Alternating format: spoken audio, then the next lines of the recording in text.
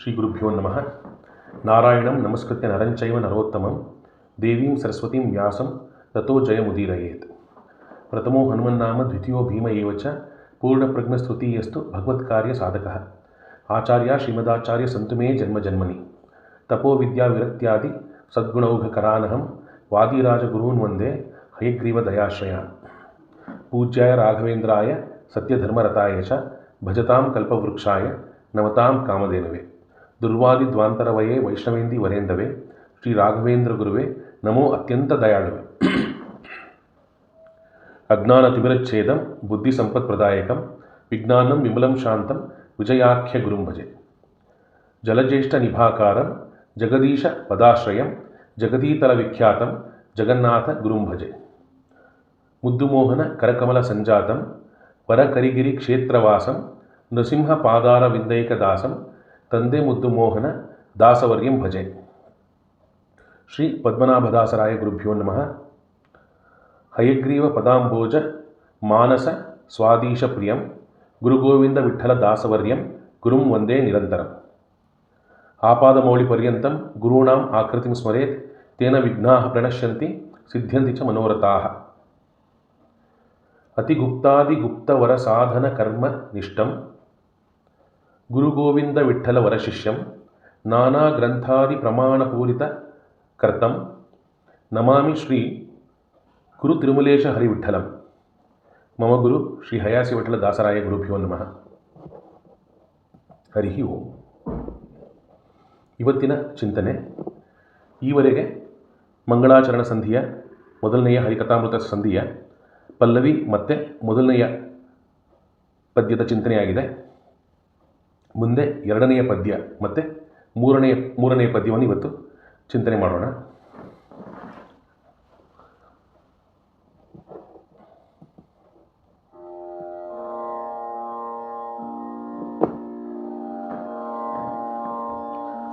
ಹರಿಕಥಾಮೃತ ಸಾರ ಗುರುಗಳ ಕರುಣದಿಂದಾಪನಿತು ಪೇಳುವೆ ಪರಮ ಭಗವದ್ಭಕ್ತರಿದನಾದರದಿ ಕೇಳುವುದು.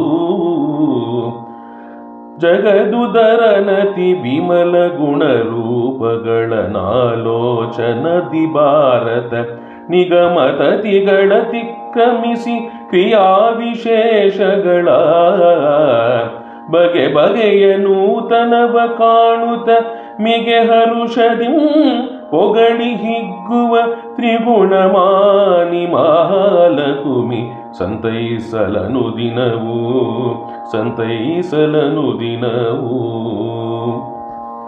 ಇದಕ್ಕೆ ಪ್ರತಿಪದದ ಅರ್ಥ ಮತ್ತು ಭಾವಪ್ರಕಾಶಿಕೆಯ ಟೀಕೆ. ಜಗದುದರನ ಅತಿ ವಿಮಲ. ಜಗದುದರ, ಜಗತ್ತನ್ನು ಉದರದಲ್ಲಿ ಧರಿಸಿರುವವನು. ಪ್ರಳಯ ಕಾಲದಲ್ಲಿ ಪ್ರಳಯ ಜಲಧಿಯ ಮೇಲೆ ಮಲಗಿರುವ ನಾರಾಯಣ ವಟಪತ್ರಶಾಹಿ. ಅವನ ಹೊಟ್ಟೆಯಲ್ಲಿ ಇಡೀ ಬ್ರಹ್ಮಾಂಡ ಆಶ್ರಯ ಪಡೆದಿರುತ್ತೆ. ಜಗದುದರನ ಅತಿ ವಿಮಲ ಗುಣರೂಪಗಳನ್ನು. ಅತಿ ವಿಮಲ ಅಂದರೆ ಜ್ಞಾನಾನಂದಮಯವಾದಂತಹ, ಕಿಂಚಿತ್ತು ಕಲ್ಮಶವಿಲ್ಲದಂತಹ ರೂಪಗಳು, ಜ್ಞಾನಾನಂದಮಯವಾದಂತಹ ಹರಿಯ ರೂಪಗಳು. ಅವನ ಗುಣರೂಪಗಳನ್ನು, ಅವನ ಗುಣಗಳು ಅನಂತ ಗುಣ ಪರಿಪೂರ್ಣ ಮತ್ತು ಅನಂತ ರೂಪವುಳ್ಳವನು. ಅವನ ರೂಪಗಳನ್ನು ಆಲೋಚಿಸುತ್ತಾ ಭಾರತ ನಿಗಮ ತತಿಗಳತಿಕ್ರಮಿಸಿ, ಭಾರತ ಭಾಗವತಾದಿ ಗ್ರಂಥಗಳು ಮತ್ತು ನಿಗಮ ತತಿಗಳು, ವೇದಾಭಿಮಾನಿಯಾದ ಲಕ್ಷ್ಮೀದೇವಿ, ವೇದಗಳಿಗೆ ಅಭಿಮಾನಿ ದೇವತೆ.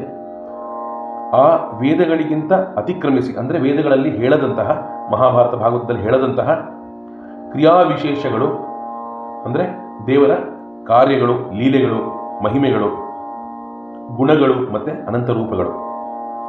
ಇದನ್ನು ಬಗೆ ಬಗೆಯ ನೂತನವ ಅಂದರೆ ಅನಂತ ಕಾಲದಿಂದ ಲಕ್ಷ್ಮೀ ನಾರಾಯಣನ ಒಂದು ಕ್ಷಣವೂ ಬಿಡದೆ ಅವನ ನೋಡ್ಕೊಂಡು ಬಂದಿದ್ದಾಳೆ. ಅವನ ಮಹಾಮಹಿಮೆಗಳನ್ನು, ಅನಂತಾವತಾರಗಳನ್ನು ನೋಡಿದ್ದಾರೆ ಲಕ್ಷ್ಮೀದೇವಿಯರು. ಆದರೂ ಬಗೆ ಬಗೆಯ ನೂತನವ, ಇನ್ನೂ ಹೊಸ ಹೊಸ ರೂಪಗಳು ಅವಳ ಆಲೋಚನೆಗೆ ಕಾಣ್ತಲೇ ಹೋಗುತ್ತೆ. ನವನೂತನ ಕಾಣುತ್ತ, ಅನಂತಕೋಟಿ ಬ್ರಹ್ಮಾಂಡ ನಾಯಕನ ಅನಂತ ರೂಪಗಳಿಗೆ ಅದಕ್ಕೆ ಮಿತಿ ಇಲ್ಲ.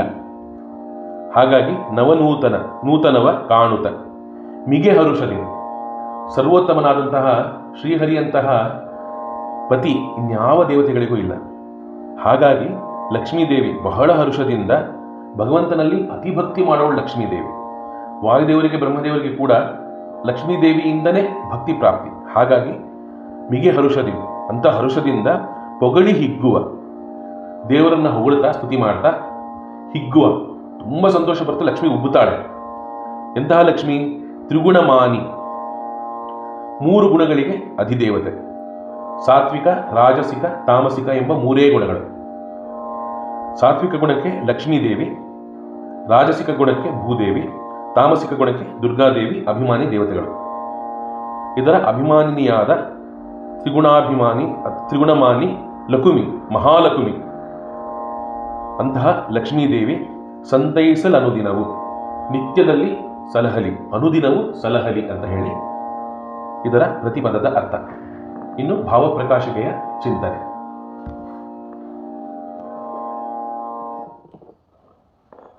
ಲಕ್ಷ್ಮಿಯನ್ನ ಏನು ಬೇಡುವುದು ಅಂತ ಈ ಪದ್ಯದಲ್ಲಿ ತಿಳಿಸ್ತಾರೆ. ದೇವರನ್ನ ನಾವು ಹೇಗೆ ಸ್ತುತಿ ಮಾಡ್ತೀವಿ ಆ ಗುಣಗಳನ್ನು ದೇವರು ನಮಗೆ ಕೊಡ್ತಾ ಹೋಗ್ತಾನೆ. ಆ ರೀತಿಯಲ್ಲೇ ದೇವರು ನಮಗೆ ಒಲಿತಾ ಹೋಗ್ತಾನೆ. ಹಾಗಾಗಿ ಇಲ್ಲಿ ಲಕ್ಷ್ಮೀದೇವಿ ಪ್ರಾರಂಭ ಮಾಡಿದಂತಹ ಗ್ರಂಥ ಅದು ಪೂರ್ಣವಾಗಲಿ, ವಿಘ್ನಗಳಿಲ್ಲದೆ ಅದು ಪರಿಪೂರ್ಣವಾಗಿ ಆಗಲಿ ಅಂತ ಹೇಳಿ ಗ್ರಂಥಕರ್ತರು ಲಕ್ಷ್ಮಿಯನ್ನು ಬೇಡುತ್ತಿದ್ದಾರೆ. ಮತ್ತೆ ದೃಢಭಕ್ತಿ ಬೇಡ್ತಾರೆ ಲಕ್ಷ್ಮಿಯನ್ನು. ಮತ್ತೆ ಮಹಾತ್ಮ್ಯ ಜ್ಞಾನ. ಈ ಗ್ರಂಥದಲ್ಲಿ ಮುಂದೆ ಬರುವ ಸಂಧಿಗಳಲ್ಲಿ ದೇವರ ಮಹಿಮೆಗಳು, ಮಹಾಗುಣಗಳು ಮತ್ತು ದೇವರ ವಿವಿಧ ರೂಪಗಳು ಅದರ ಚಿಂತನೆಯಾಗುತ್ತೆ. ವೇದಗಳಲ್ಲಿ ಹೇಳುವ ದೇವರ ರೂಪಗಳ ಚಿಂತನೆಯಾಗತ್ತೆ.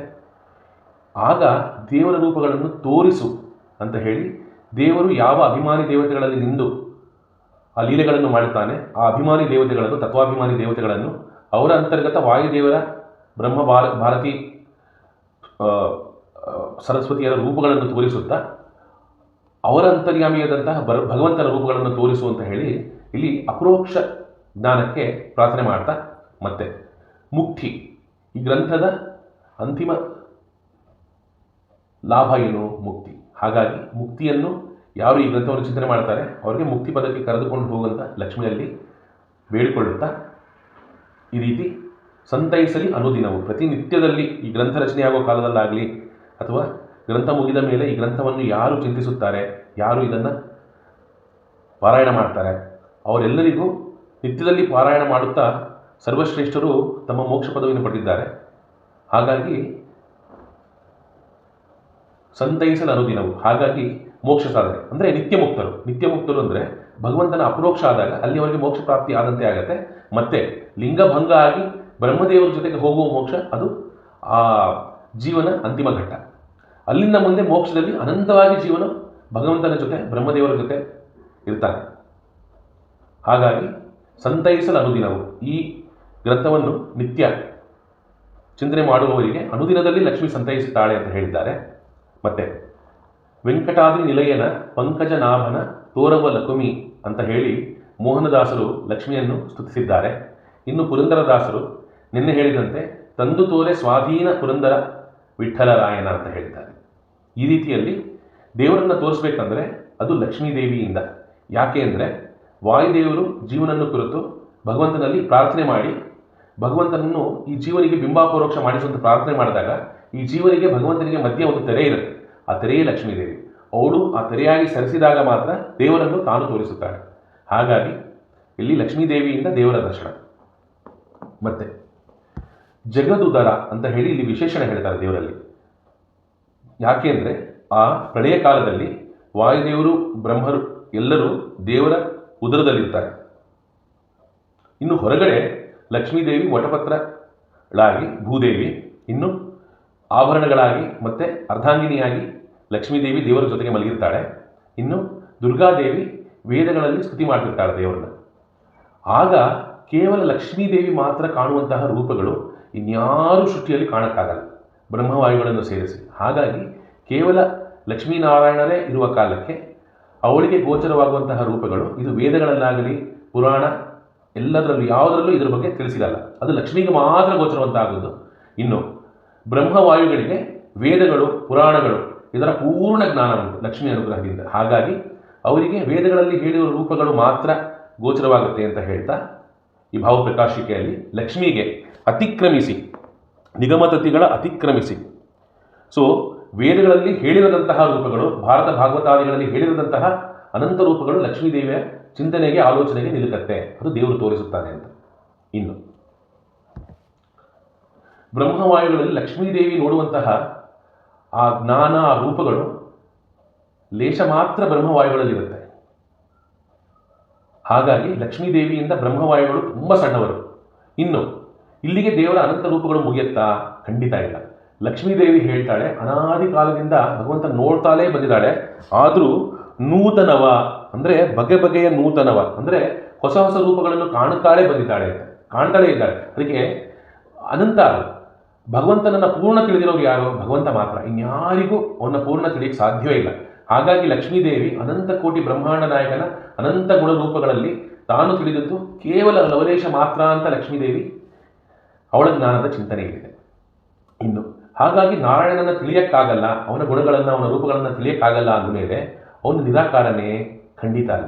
ಉದಾಹರಣೆಗೆ ಅಗ್ನಿ, ಗುಣದಿಂದ ಅಗ್ನಿ ಕಾಂತಿ ಕಾಣುತ್ತೆ ಅಗ್ನಿಯಲ್ಲಿ, ಹಾಗಾಗಿ ಗುಣದಿಂದ ಅಗ್ನಿಯನ್ನು ತಿಳಿಬಹುದು. ಜನ್ಮದಿಂದ, ಅಗ್ನಿ ಜನ್ಮ ಯಾತಕ್ಕೆ? ಕಾಷ್ಟಮಥನ ಮಾಡಕ್ಕೆ, ಹಾಗಾಗಿ ಜನ್ಮ ಉದ್ದೇಶದಿಂದ ಅಗ್ನಿಯನ್ನು ತಿಳಿಯಬಹುದು. ಇನ್ನು ಕರ್ಮ, ದಹನ ಅನ್ನೋದು ಅಗ್ನಿಯ ಕರ್ಮ, ಹಾಗಾಗಿ ಇದರಿಂದ ಅಗ್ನಿಯನ್ನು ತಿಳಿಯಬಹುದು. ಆದರೆ ದೇವರು ಹೀಗೆ ತಿಳಿಯಲು ಸಾಧ್ಯವೇ ಇಲ್ಲ. ಹಾಗಾಗಿ ಅವನು ತೋರಿಸಿದರೆ ಮಾತ್ರ ಉಂಟು, ಇಲ್ಲದಿದ್ದರೆ ದೇವರನ್ನು ತಿಳಿಯಕ್ಕೆ ಸಾಧ್ಯವೇ ಇಲ್ಲ. ಹಾಗಾಗಿ ಅವನು ನಿರಾಕಾರನ? ಖಂಡಿತ ಅಲ್ಲ. ಅವನು ಸಾಕಾರ ಮೂರ್ತಿ. ಅವನನ್ನು ಹಿರಿಯರು ದೊಡ್ಡವರೆಲ್ಲ ಕಂಡು ದೇವರು ಹೀಗಿದ್ದಾನೆ ಹೀಗಿದ್ದಾನೆ ಅಂತ ಹೇಳಿ ವೇದಾದಿಗಳಲ್ಲಿ, ಉಪನಿಷತ್ತುಗಳಲ್ಲಿ, ಭಾರತ ಭಾಗವತಾದಿಗಳಲ್ಲಿ ಎಲ್ಲದರಲ್ಲೂ ಅದರ ಚಿಂತನೆಯನ್ನು ಮಾಡುವಾಗ ದೊಡ್ಡವರು ಅವರ ಗ್ರಂಥಗಳಲ್ಲಿ ದೇವರ ಗುಣಗಳನ್ನು, ಅವನ ರೂಪಗಳನ್ನು ಚಿಂತಿಸುತ್ತಾ ಬಂದಿದ್ದಾರೆ. ಹಾಗಾಗಿ ದೇವರು ಸಾಕಾರ ಮೂರ್ತಿ, ಅವನನ್ನು ಸಾಕಾರ ಮೂರ್ತಿಯಾಗಿ ಉಪಾಸನೆ ಮಾಡಬೇಕು. ಆಮೇಲೆ ಅವನು ಯಾರ್ಯಾರ ಯೋಗ್ಯತಾನುಸಾರ ಏನು ತೋರಿಸುತ್ತಾನೆ ಅಷ್ಟು ಮಾತ್ರ ಅವರಿಗೆ ಲಬ್ಧ. ಇನ್ನು ಅಂತ ದೇವರನ್ನು ಮಿಗೆ ಹರ್ಷದಿಂದ ಹೊಗಳುತ್ತಾ, ಬಹಳ ಖುಷಿಯಿಂದ ಸ್ತುತಿ ಮಾಡ್ತಾ, ವೇದಗಳಲ್ಲಿ ಸ್ತುತಿ ಮಾಡ್ತಾ, ವೇದಮಾಲಿನಿ ದೇವತೆ, ಅವಳ ಸ್ತುತಿ ಹೇಗಿರಬಹುದು ಅದು ಯಾರಿಗೂ ಊಹಿಸ್ಲಿಕ್ಕೆ ಬರಲ್ಲ. ಹಾಗೆ ಭಗವಂತನನ್ನು ಸ್ತುತಿ ಮಾಡ್ತಾ ಹಿಗ್ಗುತ್ತಾ ಮಹಾಲಕ್ಷ್ಮಿ, ಅಂಥ ಮಹಾಲಕ್ಷ್ಮಿ ಸಂತೈಸಲಿ ಅನುದಿನವು, ಪ್ರತಿದಿನ ಅವಳು ಸಂತೈಸಲಿ ಅಂತ ಹೇಳ್ತಿದ್ದಾರೆ. ಇನ್ನು ಈ ಮಹಾಲಕ್ಷ್ಮಿಯನ್ನು ನೇರ ಕೇಳಿದಾಗ ಅವಳು ನೇರ ಒಲಿತಾಳ? ಖಂಡಿತ ಇಲ್ಲ. ಅವಳು ಒಲಿಯುವುದು ವಾಯುದೇವರ ಮೂಲಕವೇ, ವಾಯುದೇವರಿಂದ ಗುರುಪರಂಪರೆಯಲ್ಲಿ ಬಂದು ನೀತ ಗುರುಗಳ ಮೂಲಕವೇ ಬಿಂಬಾಪರೋಕ್ಷ, ಬಿಂಬದರ್ಶನ. ಹಾಗಾಗಿ ನೀತ ಗುರುಗಳ ಬಿಂಬ, ಆ ಗುರುಗಳ ಬಿಂಬ ಮತ್ತು ಆ ಜೀವಿಯ ಬಿಂಬ ಅಭಿನ್ನ ಅನ್ನೋ ಚಿಂತನೆಯಲ್ಲಿ ಗುರುಗಳ ಬಿಂಬವನ್ನು ಉಪಾಸನೆ ಮಾಡುವುದೇ ಅದು ಮಹಾ ಉಪಾಸನೆ. ದೇವರು ಬಂದು ಮುಂದೆ ನಿಂತು ಗುರುಗಳ ಪಕ್ಕದಲ್ಲಿ ನಿಂತಿರ್ತಾರೆ. ಯಾರು ಪಾದ ಹಿಡಿಬೇಕಂದ್ರೆ ಖಂಡಿತ ಗುರುಗಳ ಪಾದ ಹಿಡಿಬೇಕು. ನೀತ ಗುರುಗಳು ಮಾತ್ರ ದೇವರ ಹತ್ರ ಕರೆದುಕೊಂಡು ಹೋಗಲಿಕ್ಕೆ ಆ ದೇವರೇ ನಿಯಮನ ಮಾಡಿರುವಂತಹ ಒಂದು ದೊಡ್ಡ ಜೀವ. ಈ ಜೀವಿಗಿಂತ ಎಷ್ಟೋ ಪಟ್ಟು ಅಧಿಕ ಗುಣಗಳಲ್ಲಿ ಅಧಿಕರಾಗಿರ್ತಾರೆ ಅವರು ಯೋಗ್ಯತೆಯಲ್ಲಿ. ಹಾಗಾಗಿ ಆ ಜೀವನಿಗಿಂತ ಗುರುಗಳು ತುಂಬ ದೊಡ್ಡವರು, ನೀತ ಗುರುಗಳು ತುಂಬ ದೊಡ್ಡವರು. ಆದರೆ ಆ ಗುರುಗಳ ಬಿಂಬ ಮತ್ತು ಜೀವನ ಬಿಂಬ ಎರಡೂ ಅಭಿನ್ನ, ಅದೆರಡೂ ಐಕ್ಯ ಚಿಂತನೆ ಮಾಡಿದಾಗ ಅದು ಬಿಂಬೋಪಾಸನೆ, ಅದು ಗುರುಮುಖೇನ ಬಿಂಬೋಪಾಸನೆ ಆಗುತ್ತೆ. ಇಲ್ಲಿ ಆ ಗುರುಗಳು ಪರಮಗುರುಗಳ ಪಾದವನ್ನು ಹಾಗೆ ಬಿಗಿಯಾಗಿ ಹಿಡಿದಿರ್ತಾರೆ, ಆ ಪರಮಗುರುಗಳು ಪರಮೇಶ್ವರಿ ಗುರುಗಳ ಪಾದವನ್ನು ಹಾಗೆ ಬಿಗಿಯಾಗಿ ಹಿಡಿದಿರ್ತಾರೆ. ಇನ್ನು ಪರಾಪರ ಗುರುಗಳು ಈ ರೀತಿಯಲ್ಲಿ ಅದು ವಾಯುದೇವರವರೆಗೂ ಹೋಗಿ, ರಾಘವೇಂದ್ರ ಸ್ವಾಮಿಗಳು, ವಿಜಯದಾಸ ಆದಿಯಾಗಿ ಅದು ವಾಯುದೇವರವರೆಗೂ ಹೋಗಿ, ಅಲ್ಲಿಂದ ವಾಯುದೇವರು ಬ್ರಹ್ಮದೇವರು ಗಟ್ಟಿಯಾಗಿ ಲಕ್ಷ್ಮೀನಾರಾಯಣರ ಪಾದವನ್ನು ಹಿಡಿದಿರುವುದರಿಂದ ಇಲ್ಲಿ ಗುರುಗಳ ಪಾದ ಮುಟ್ಟಿದ್ರೆ ಅಲ್ಲಿ ಭಗವಂತನ ಪಾದಕ್ಕೆ ಅದು ಒಂದು ಚೈನ್ ಲಿಂಕ್. ಹಾಗಾಗಿ ಅದರಿಂದ ಮಾತ್ರ ದೇವರ ಉಪಾಸನೆ ಮಾಡಬೇಕು. ನೇರ ದೇವರು ಸಿಕ್ಕರೂ ಅದು ನಮಗೆ ಬೇಡ. ಯಾಕೆಂದರೆ ಅಂಥ ಮಹಾಮಹಿಮನನ್ನು ನಮ್ಮ ಕೈಯಲ್ಲಿ ಅವನ್ನ ಉಳಿಸ್ಕೊಳ್ಳೋಕ್ಕಾಗಲ್ಲ. ಅವನ ಕ್ಷಣ ಮಾತ್ರದಲ್ಲಿ ಅವನ್ನ ಕಳ್ಕೊಂಡ್ಬಿಡ್ತೀವಿ. ಯಾಕೆಂದರೆ ನಮಗೆ ದೇವರಲ್ಲಿ ಹೇಗೆ ನಡ್ಕೋಬೇಕಂತ ಗೊತ್ತಿಲ್ಲ. ತಪ್ಪುಗಳು, ಅನಂತ ತಪ್ಪುಗಳು ಮಾಡ್ತೀವಿ. ಹಾಗಾಗಿ ಗುರು ಮುಖೇನ ಹೋದಾಗ ಮಾತ್ರ ಅವನು ಒಲಿತಾನೆ. ಇನ್ನು ಅಪ್ಪ ಅವರ ಬಗ್ಗೆ ಹೇಳ್ತಾ, ಅಪ್ಪ ಅವರು ತಿಂದ ಎಂಜಲ ಎಲೆಯನ್ನು ಉಂಡ ಒಬ್ಬ ಭಕ್ತ ಅವನ ಮೈ ರೋಗವೆಲ್ಲ ನಿವಾರಣೆಯಾಗುತ್ತೆ. ಹಾಗಾಗಿ ಇಲ್ಲಿ ಗುರುಗಳ ಎಂಜುಲು ಅಮೃತ ಸದೃಶ. ಹಾಗಾಗಿ ರಾಯರ ಹಸ್ತೋದಕದ ಅಷ್ಟು ಮಹಿಮೆ. ಅನಾರೋಗ್ಯವಾದಾಗ ರಾಯರ ಹಸ್ತೋದಕ ಭಕ್ತಿಯಿಂದ ಸ್ವೀಕಾರ ಮಾಡಿದ್ರೆ ಆರೋಗ್ಯ ಪ್ರಾಪ್ತಿಯಾಗತ್ತೆ. ಇನ್ನು ಮನಸ್ಸಿನಲ್ಲಿ ಕಲ್ಮಶಗಳಾದಾಗ ರಾಯರ ಹಸ್ತೋದಕ ಭಕ್ತಿಯಿಂದ ಸ್ವೀಕಾರ ಮಾಡಿದಾಗ ಆ ಕಲ್ಮಶಗಳಿಗೆ ನಿವಾರಣೆ ಆಗುತ್ತೆ. ಈ ರೀತಿಯಲ್ಲಿ ಗುರುಮುಖೇನ ವಾಯುದೇವರ ಮುಖೇನ ಲಕ್ಷ್ಮೀನಾರಾಯಣರ ಉಪಾಸನೆ. ಹಾಗಾಗಿ ತ್ರಿಗುಣಮಾನಿ, ಸತ್ವರಜೋ ತಮೋಗುಣ ಅಭಿಮಾನಿಯಾದಂತಹ ಮಹಾಲಕ್ಷ್ಮಿ ಸಂತೈಸಲಿ, ಈ ರೀತಿಯಲ್ಲಿ ಗುರುಮುಖೇನ ಸಂತೈಸಲಿ ಅನುದಿನವು ಅಂತ ಹೇಳ್ತಾ ಈ ಪದ್ಯದ ಚಿಂತನೆಯನ್ನು ಇಲ್ಲಿಗೆ ಮುಗಿಸೋಣ. ಇನ್ನು ಮುಂದಿನ ಪದ್ಯ.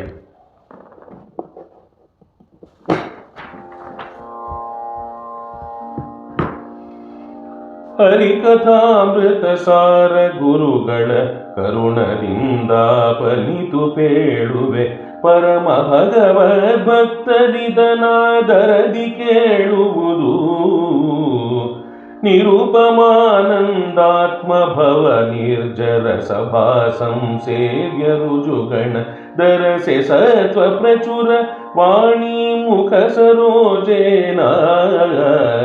ಗರುಡ ಶೇಷ ಶಶಾಂಕದಳ ಶೇಖರರ ಜನಕ ಜಗದ್ಗುರುವೆ, ತ್ವಚರಣಗಳಿಗಭಿವಂದಿಸುವೆ, ಪಾಲಿಸುವುದು ಸನ್ಮತಿಯ, ಪಾಲಿಪುದು ಸನ್ಮತಿಯ. ಇದರ ಅರ್ಥ ಚಿಂತನೆ, ಪ್ರತಿಪದಗಳ ಅರ್ಥ ಚಿಂತನೆ. ನಿರುಪಮಾನಂದಾತ್ಮ, ನಿರುಪಮ ಅಂದರೆ ಸಾಟಿ ಇಲ್ಲದಂತಹ, ದಾನಾನಂದಮಯವನಾದಂತಹ ಭಗವಂತ, ಅವನಿಗೆ ಅವನೇ ಸಾಟಿ. ಅಂತಹ ನಿರುಪಮಾನಂದಾತ್ಮ ಅಂದರೆ ಭಗವಂತ, ಎಲ್ಲರ ಅಂತರಾತ್ಮ, ಬಿಂಬಮೂರ್ತಿ. ಆ ಭಗವಂತನಿಂದ ಭವ, ನಿರುಪಮಾನಂದಾತ್ಮ ಭವ ಅಂದರೆ ಅವನಿಂದ ಜನಿಸಿದಂತಹವನು. ಅವರು ಯಾರು? ಬ್ರಹ್ಮದೇವರು. ಈ ಬ್ರಹ್ಮದೇವರು ನಿರ್ಜರ ಸಭಾ ಸಂಸೇವ್ಯ ಅಂದರೆ, ನಿರ್ಜರ ಅಂದರೆ ಜರರಹಿತರಾದಂಥವರು ಅಂದರೆ ದೇವತೆಗಳು, ಮುಪ್ಪಿಲ್ಲದಂಥವರು. ಅವರ ಸಭೆಯಲ್ಲಿ ರುದ್ರಾದಿಗಳಿಂದ ಹಿಡಿದು ಇಂದ್ರದೇವರಾದಿಗಳಿಂದ ಹಿಡಿದು ತಾರತಮ್ಯದಲ್ಲಿ ಎಲ್ಲ ದೇವತೆಗಳಿಂದ ಸಭಾ ಸಂಸೇವ್ಯ ಸೇವಿಸಲ್ಪಡುವವರು. ರುಜುಗಣದರಸೆ ಅಂದರೆ ರುಜುಗಣದಲ್ಲಿ ಇರುವಂತಹ ದೇವತೆಗಳಲ್ಲಿ ಇವರು ಹನುಮಂತ ದೇವರಿಗಿಂತ ಹಿಡಿದು ಪ್ರಾಣದೇವರಿಗೆಲ್ಲರಿಗೂ ಸಮಾನ, ರುಜುಗಣಸ್ಥರು ಎಲ್ಲರೂ ಸಮಾನರು. ಆದರೆ ಅಧಿಕಾರ ಅಂತ ತಗೊಂಡಾಗ ಪ್ರಾಣದೇವರು ಮುಂದಿನ ಕಲ್ಪದಲ್ಲಿ ಬ್ರಹ್ಮ ಪದವಿಗೆ ಹೋಗ್ತಾರೆ. ಹಾಗಾಗಿ ಅಧಿಕಾರದಲ್ಲಿ ಸ್ವಲ್ಪ ಹೆಚ್ಚು ಚಿಂತನೆ ಮಾಡ್ತಾ, ಸತ್ವ ಪ್ರಚುರ ಶುದ್ಧ ಸತ್ವದಿಂದ ಕೂಡಿದಂತಹ ದೇಹ ಬ್ರಹ್ಮದೇವರದು. ಹಾಗಾಗಿ ಹಂಸ ಅವರ ವಿಮಾನ, ಹಂಸವೂ ಬಿಳಿಯಾಗಿರುತ್ತೆ. ಹಾಗಾಗಿ ರುಜುಗಣಸ್ಥರ ವಿಮಾನ ಯಾವುದು? ಹಂಸ. ಹಾಗಾಗಿ ವಾದಿರಾಜರನ್ನು ಹಂಸದ ಮೇಲೆ ಚಿಂತನೆ ಮಾಡಬಹುದು, ವಾಯುದೇವರನ್ನು ಹಂಸದ ಮೇಲೆ ಚಿಂತನೆ ಮಾಡಬಹುದು, ಬ್ರಹ್ಮದೇವರನ್ನು ಹಂಸದ ಮೇಲೆ ಚಿಂತನೆ ಮಾಡಬಹುದು. ಈ ರೀತಿ ಚಿಂತನೆ ಮಾಡಿದಾಗಲೇ ಅವರ ರೂಪಗೋಚರವಾಗುತ್ತೆ. ಇನ್ನು ವಾಣಿಮುಖ ಸರೋಜೇನ, ದೊಡ್ಡವರ ಬಳಿ ಹೋದಾಗ ಅವರಿಗೆ ಬೇಕಾದವರಂಥವರು, ಅವರ ಪ್ರೀತಿಯನ್ನು ಪಡೆದಿರುವಂಥವರು. ಅವ್ರು ಯಾರು? ಬ್ರಹ್ಮದೇವರ ಪ್ರೀತಿಯನ್ನು ಸಂಪೂರ್ಣವಾಗಿ ಪಡೆದಿರುವವರು ವಾಣಿ ಅಂದರೆ ಸರಸ್ವತಿ ದೇವಿ. ವಾಣಿಮುಖ ಸರೋಜೇನ ಅಂದರೆ ವಾಣಿಯ ಮುಖ ಸರೋಜ ಅಂದರೆ ಸರಸ್ವತಿ ದೇವಿಯ ಮುಖ ಅನ್ನೋ ಕಮಲಕ್ಕೆ ಇನ ಅಂದರೆ ಸೂರ್ಯನಂತೆ. ಆ ವಾಣಿ ದೇವಿಯ ಮುಖ ಬ್ರಹ್ಮದೇವರನ್ನ ನೋಡಿದ ಕೂಡ ಅರಳುತ್ತೆ. ಹಾಗಾಗಿ ವಾಣಿ ಮುಖ ಸರೋಜಕ್ಕೆ ಬ್ರಹ್ಮದೇವರು ಇನ್ನಂತೆ ಅಂದರೆ ಸೂರ್ಯನಂತೆ ಪ್ರಜ್ವಲಿಸುತ್ತಾ ಸರಸ್ವತಿ ದೇವಿಯ ಮುಖವನ್ನು ಅಂದರೆ ಮುಖ ಅನ್ನೋ ಕಮಲವನ್ನು ಅರಳಿಸುವವರು ಅನ್ನೋ ಅರ್ಥ. ಇನ್ನು ಗರುಡಶೇಷ ಶಶಾಂಕದಳ, ಗರುಡಶೇಷ ಶಶಾಂಕದಳ ಅಂದರೆ ಚಂದ್ರನನ್ನು ತಮ್ಮ ಶಿರಸ್ಸಿನಲ್ಲಿ ಆಭರಣವಾಗಿ ಇಟ್ಕೊಂಡಿರುವಂಥವರು ರುದ್ರದೇವರು. ಶಶಾಂಕದಳ ಶೇಖರರ ಜನಕ, ಗರುಡಶೇಷ ರುದ್ರಾದಿಗಳ ಜನಕ, ಜಗದ್ಗುರುವೆ. ಈ ಜಗತ್ತಿಗೆಲ್ಲ ದೊಡ್ಡ ಗುರುಗಳು ಜೀವೋತ್ತಮರು ವಾಯು ಬ್ರಹ್ಮರು. ಜಗದ್ಗುರುವೆ, ತ್ವಚ್ಚರಣಗಳಿಗೆ ಅಭಿವಂದಿಸುವೆ, ನಿನ್ನ ಚರಣಗಳಿಗೆ ಅಭಿವಂದಿಸುವೆ, ನಮಿಸುವೆ. ಪಾಲಿಪುದು ಸನ್ಮತಿಯ, ಚಿತ್ತಶುದ್ಧಿಯನ್ನು ಕೊಟ್ಟು ಪಾಲಿಸುವುದು. ಈ ಗ್ರಂಥ ನಿರ್ವಹಣಾ ಕಾರ್ಯದಲ್ಲಿ, ರಚನೆ ಕಾರ್ಯದಲ್ಲಿ ಪಾಲಿಸುವ ಅಂತ ಹೇಳಿ ಶುದ್ಧ ಸತ್ವಗುಣ ಚಿತ್ತವನ್ನು, ಬ್ರಹ್ಮದೇವರು ಚಿತ್ತಕ್ಕೆ ಅಭಿಮಾನಿ, ಹಾಗಾಗಿ ಪಾಲಿಸು ಅಂತ ಹೇಳಿ ಬ್ರಹ್ಮದೇವರಲ್ಲಿ ಪ್ರಾರ್ಥನೆ ಮಾಡ್ತಿದ್ದಾರೆ. ಇನ್ನು ಇದರ ಭಾವಪ್ರಕಾಶಕ್ಕೆ ತಾತ್ಪರ್ಯ, ಅದರ ಚಿಂತನೆ. ಬ್ರಹ್ಮದೇವರನ್ನು ಜಗದ್ಗುರು ಅಂತ ಕರೆದಿದ್ದಾರೆ. ಜಗದ್ಗುರುವೇ, ಜಗದ್ಗುರು ಅಂದರೆ ಜೀವರಲ್ಲಿ ಶ್ರೇಷ್ಠರಾದಂಥವರು. ಅವರಿಗೆ ಲಕ್ಷಣಗಳುಂಟು. ದೇವರಲ್ಲಿ 32 ಲಕ್ಷಣಗಳು ಹೇಗಿದೆಯೋ ಅವರ ಶ್ರೇಷ್ಠರಾದ ಭಕ್ತರಾದಂತಹ ಜೀವೋತ್ತಮರಾದಂತಹ ವಾಯುದೇವರಲ್ಲಿ, ಬ್ರಹ್ಮದೇವರಲ್ಲಿ ಅಷ್ಟೇ 32 ಗುಣಲಕ್ಷಣಗಳು ಕಾಣಬಹುದು. ಇಲ್ಲಿ ಲಕ್ಷಣಗಳನ್ನು ವರ್ಣಿಸುತ್ತಾ ಇಲ್ಲಿ ಅಂಗುಲ ಅನ್ನೋ ಒಂದು ಅಳತೆ ಬರುತ್ತೆ. ಆ ವ್ಯಕ್ತಿಯ ಹೆಬ್ಬೆಟ್ಟಿನ ಮೇಲಿನ ಗೆಣ್ಣಿನ ಮೇಲ್ಭಾಗ, ಹೆಬ್ಬೆಟ್ಟಿನ ಗೆಣ್ಣಿನ ಮೇಲ್ಭಾಗ ಅದು ಅಂಗುಲ. ಇಲ್ಲಿ ಅಜ ಅಂತ ಹೇಳಿ ಅಂಗನ್ಯಾಸ ಕರನ್ಯಾಸ ಮಾಡಬೇಕಾದ್ರೆ ಹೆಬ್ಬೆಟ್ಟಿನ ಮೇಲ್ಭಾಗವನ್ನು ಅಜ ಅಂತ ಹೇಳಿ ಆ ಅಂಗುಲವನ್ನು ಚಿಂತನೆ ಮಾಡ್ತೀವಿ. ಹಾಗಾಗಿ ಈ ಅಂಗುಲ ಅಳತೆ, ಆ ವ್ಯಕ್ತಿಯ ಅಂಗುಲ ಅವರ ಅಳತೆ. ಹಾಗಾಗಿ ಈ ಬ್ರಹ್ಮದೇವರು ಜಗದ್ಗುರುಗಳಾದಾಗ ಅವರ ಲಕ್ಷಣಗಳು ಅಂದರೆ ಈ ಜಗದ್ಗುರುಗಳಲ್ಲಿ ಯಾವ ರೀತಿ ಲಕ್ಷಣಗಳಿರಬೇಕು ಅಂತ ಹೇಳ್ತಿದ್ದಾರೆ. 96 ಅಂಗುಲ ಎತ್ತರ, 96 ಅಂಗುಲ ಕೈ ಚಾಚಿದಾಗ ಬಾರು ಅಂತ ಹೇಳ್ತೀವಿ. ಒಂದು ಕೈ ತುದಿಯಿಂದ ಇನ್ನೊಂದು ಕೈ ತುದಿಗೆ ಬಾರು ಅಂತ ಹೇಳ್ತೀವಿ. ಪೂರ್ತಿ ಕೈ ಹಸ್ತ ಪೂರ್ತಿ ಬಾಹುವನ್ನು ಚಾಚಿದಾಗ ಅಗಲಕ್ಕೆ ಆ ಬಾರು ಅದು 96 ಇರಬೇಕು. ಎರಡು ಸಮಾನ ಅಳತೆ ಇರಬೇಕು. ಇನ್ನು 24 ಅಂಗುಲಕ್ಕೆ ಒಂದು ಮೊಳ ಅಂತ ಕರಿತೀವಿ. ಅವರ 4 ಮೊಳ ಅವರ 7 ಹೆಜ್ಜೆ ಆಗಬೇಕು. ಮತ್ತೆ 32 ಲಕ್ಷಣಗಳು ಅಂದಾಗ ಅವರ ಕಣ್ಣು, ಮೂಗು, ಬಾಯಿ, ಹುಬ್ಬು ಇದೆಲ್ಲ ಲಕ್ಷಣಗಳನ್ನು ತಂತ್ರಸಾರ ಸಂಗ್ರಹದಲ್ಲಿ ಶ್ರೀಮದಾಚಾರ್ಯರು ವರ್ಣಿಸಿದ್ದಾರೆ. ಬಹಳ ಚೆಂದಾಗಿ ವರ್ಣಿಸಿದ್ದಾರೆ, ಸುಂದರವಾಗಿ ವರ್ಣಿಸಿದ್ದಾರೆ. ಇನ್ನು ಆ ಲಕ್ಷಣಗಳು ಉಳ್ಳವರು ಬ್ರಹ್ಮದೇವರು. ಮತ್ತೆ ಇಲ್ಲಿ ಆನಂದ ಆತ್ಮಭವ ಅಂತ ಹೇಳ್ತಾರೆ. ಆತ್ಮಭವ ಅಂದಾಗ ದೇವರಿಂದ ಜನಿಸಿದವನು ಅಂತ. ಇಲ್ಲಿ ಮನ್ಮಥ ಮತ್ತು ಇಂದ್ರದೇವರು ಭಗವಂತನಿಂದ ಹುಟ್ಟಿದವರು. ಆದರೆ ಬ್ರಹ್ಮದೇವರು ಭಗವಂತನಿಂದ ಹುಟ್ಟಿದ್ದರಿಂದ ಇವರಲ್ಲಿ ಬ್ರಹ್ಮದೇವರಲ್ಲಿ ಏನು ವ್ಯತ್ಯಾಸ ಅಂತ ವಿಶೇಷಣಗಳಲ್ಲಿ ತಿಳಿಸುತ್ತಾರೆ. ನಿರ್ಜರ ಸಭಾ ಸಂಸೇವ್ಯ ಅಂದರೆ ಎಲ್ಲ ದೇವತೆಗಳಿಂದ ವಂದಿಸಲ್ಪಡುವವರು, ರುದ್ರಾದಿ ದೇವತೆಗಳಿಂದ ವಂದಿಸಲ್ಪಡುವವರು ಅಂದರೆ ಗುಣದಲ್ಲಿ ತುಂಬ ದೊಡ್ಡವರು ಅಂತ. ಮತ್ತು ರುಜುಗಣದ ರಸ, ಇವರು ರುಜುಗಣಸ್ಥರು, ಬ್ರಹ್ಮ ಪದವಿಗೆ ಬರುವಂತಹ ದೊಡ್ಡ ಯೋಗ್ಯತೆ ಉಳ್ಳವರು. ಇನ್ನು ಸತ್ವಪ್ರಚುರ, ರುದ್ರಾದಿ ದೇವತೆಗಳಲ್ಲಿ ರಾಜಸ ಗುಣ ಹೆಚ್ಚಿರುತ್ತೆ, ಬ್ರಹ್ಮದೇವರಲ್ಲಿ ಶುದ್ಧ ಸತ್ವಗುಣ. ಹಾಗಾಗಿ ಅಜ್ಞಾನದ ಸೋಂಕು, ಅಸುರಾವೇಶಗಳು ಇದ್ಯಾವುದು ಬ್ರಹ್ಮದೇವರಲ್ಲಿ ವಾಯುದೇವರಲ್ಲಿ ಇರಲ್ಲ. ಈ ಥರ ಭಕ್ತರಲ್ಲಿ ಅಸುರಾವೇಶವನ್ನು ಕಳೆಯುವುದು ಅವರೇ. ಹಾಗಾಗಿ ಅವರಲ್ಲಿ ಅಸುರಾವೇಶವಿಲ್ಲದಂತಹ, ಅಜ್ಞಾನವಿಲ್ಲದಂತಹ ಶುದ್ಧ ಸಾತ್ವಿಕರು. ಹಾಗಾಗಿ ಸತ್ವಪ್ರಚುರ ಅಂತ ಹೇಳಿದ್ದಾರೆ. ಇನ್ನು ಈ ಗುಣಗಳಿಂದ ಮನ್ಮಥನಿಗಿಂತ ಇಂದ್ರನಿಗಿಂತ ಬ್ರಹ್ಮದೇವರು, ರುದ್ರಾದಿಗಳಿಗಿಂತ ಬ್ರಹ್ಮದೇವರು ದೊಡ್ಡವರು ಅಂತ ತಿಳಿಯುತ್ತೆ. ಇನ್ನು ವಾಣಿಮುಖ ಸರೋಜೇನ ಅಂತ ಹೇಳಿದ್ದಾರೆ. ಇಲ್ಲಿ ವಾಣಿಯ ಮೂಲಕ ಅಂದರೆ ಸರಸ್ವತಿ ದೇವಿಯ ಮೂಲಕ ಬ್ರಹ್ಮದೇವರನ್ನು ಒಲಿಸಿಕೊಳ್ಳಬೇಕು ಅಂತ ತಿಳಿಸ್ತಾ ಇದ್ದಾರೆ. ಇಲ್ಲಿ ವಾಣಿಮುಖವು, ಆ ಸರೋಜವು ಬ್ರಹ್ಮದೇವರನ್ನ ಕಂಡುಕೊಳ್ಳದೆ ಅರಳತ್ತೆ ಅಂದರೆ ಅವಳ ಪಾತಿವ್ರತ್ಯವನ್ನು ತಿಳಿಸ್ತಾರೆ ಇಲ್ಲಿ. ಮತ್ತು ಬ್ರಹ್ಮದೇವರ ವಾಣಿದೇವಿಯ ದಾಂಪತ್ಯ ಅದು ಎಷ್ಟು ಶ್ರೇಷ್ಠವಾದ ದಾಂಪತ್ಯ ಅಂತ ಇಲ್ಲಿ ತಿಳಿದು ಬರುತ್ತೆ. ಮತ್ತು ವಾಣಿದೇವಿಯರು ಬ್ರಹ್ಮದೇವರ ನೀತ ಪತ್ನಿಯರು. ಇನ್ನು ವಾಣಿದೇವಿಯರಿಂದ ಹೋದಾಗ ಮಾತ್ರ ಬ್ರಹ್ಮದೇವರನ್ನು ಒಲಿಸ್ಕೋಬಹುದು. ಇಲ್ಲ ಅಂದರೆ ವಾಣಿದೇವಿಯರು ಶಿಫಾರಸ್ ಮಾಡಲಿಲ್ಲ ಅಂದರೆ ಬ್ರಹ್ಮದೇವರು ತಿರುಗಿ ನೋಡಲ್ಲ. ಹಾಗಾಗಿ ವಾಣಿಮುಖೇನ. ಮತ್ತೆ ಇಲ್ಲಿ ಮನಸ್ಸಿಗೆ ಅಭಿಮಾನಿ ಚಂದ್ರ ಮತ್ತು ರುದ್ರದೇವರು. ಈ ಮನಸ್ಸು ಚಂಚಲ ವೃತ್ತಿ, ಮನಸ್ಸು ತುಂಬ ಚಂಚಲ. ಬುದ್ಧಿಗೆ ಅಭಿಮಾನಿ ಬೃಹಸ್ಪತಿಗಳು, ಉಮಾದೇವಿಯರು. ಆದರೆ ಬುದ್ಧಿ ನಿಶ್ಚಲ ವೃತ್ತಿ. ಇನ್ನು ಅದಕ್ಕಿಂತ ದೊಡ್ಡದು ಚಿತ್ತ ಸದ್ವೃತ್ತಿ. ಹಾಗಾಗಿ ಚಿತ್ತಕ್ಕೆ ಅಭಿಮಾನಿ ದೇವತೆಗಳು ಬ್ರಹ್ಮದೇವರು, ವಾಯುದೇವರು. ಹಾಗಾಗಿ ಬ್ರಹ್ಮದೇವರನ್ನು ಸ್ತುತಿ ಮಾಡ್ತಿದ್ದಾರೆ. ಮತ್ತು ಇಲ್ಲಿ ಸೃಷ್ಟಿಕಾಲದಲ್ಲಿ ಮಾಯಾಪತಿಯಾಗಿ ವಾಸುದೇವನು ನಾರಾಯಣ, ಅವನು ವಾಸುದೇವನಾಗಿ ರೂಪ ತಗೊಳ್ತಾನೆ. ಅವನ ಹೆಂಡತಿಯಾಗಿ ಲಕ್ಷ್ಮೀದೇವಿಯ, ದೇವರ ಎಷ್ಟು ಅನಂತ ರೂಪಗಳಿದೆ ಅಷ್ಟು ರೂಪಗಳಲ್ಲಿ ಆ ರೂಪಗಳ ಪತ್ನಿಯರಾಗಿ ಲಕ್ಷ್ಮೀದೇವಿಯರು ಬರ್ತಾರೆ. ಮಾಯಾಪತಿ ವಾಸುದೇವ, ಅವನಿಂದ ಪುರುಷ ಎಂಬ ನಾಮದ ಒಂದು ಜೀವ ಹುಟ್ಟುತ್ತಾನೆ, ಅವನೇ ಬ್ರಹ್ಮದೇವರು.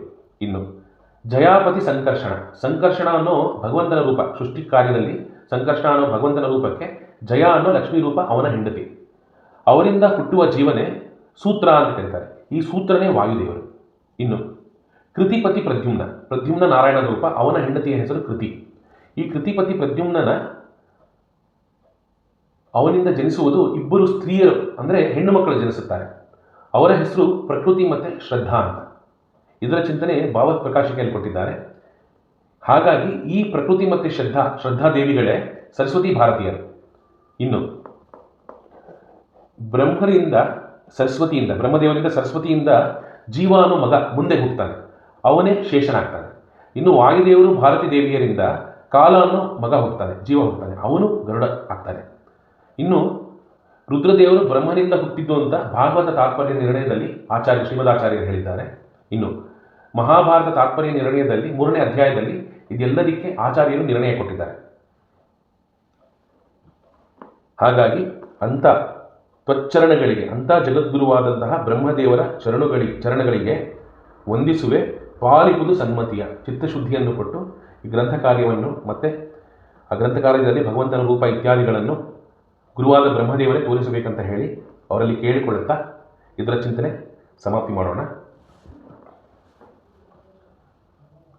ಅಸ್ಮದ್ ಗುರುವಂತರ್ಗತ ಶ್ರೀ ವಿಜಯದಾಸರಾಯ ಗುರುವಂತರ್ಗತ ಶ್ರೀ ರಾಘವೇಂದ್ರ ತೀರ್ಥ ಗುರುವಂತರ್ಗತ ಶ್ರೀ ವಾದಿರಾಜಾಂತರ್ಗತ ಶ್ರೀ ಭಾರತೀರಮಣ ಮುಖ್ಯ ಪ್ರಾಣಾಂತರ್ಗತ ಶ್ರೀ ತಿರುಮಲೇಶ ಹರಿವಿಠಲಾತ್ಮಕ ಶ್ರೀ ಹಯಾಸ್ಯ ವಿಠಲಾಭಿನ್ನ ಶ್ರೀ ಮೋಹನ ಗೋಪಾಲ ವಿಠಲ ಪ್ರೇರಣ್ಯ ಪ್ರೀತ್ಯರ್ಥಂ ಪ್ರಿಯತೋ ವರದೋ ಭವತು ಶ್ರೀಕೃಷ್ಣಾರ್ಪಣಮಸ್ತು ಶ್ರೀ ಮಧ್ವೇಶಾರ್ಪಣಮಸ್ತು.